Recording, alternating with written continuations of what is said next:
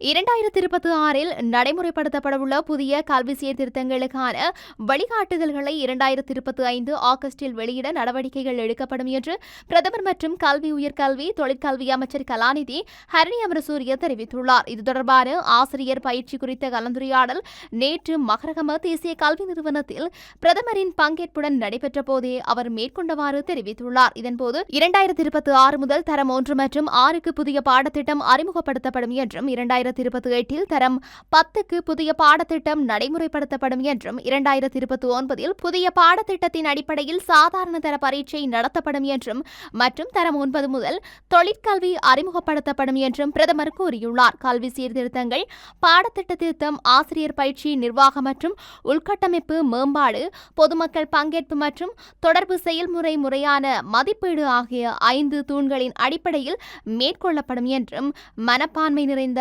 ஆசிரியர்களை உருவாக்குவது தேசிய கல்வி நிறுவனங்களின் பொறுப்பு என்றும் பிரதமர் வலியுறுத்தினார்.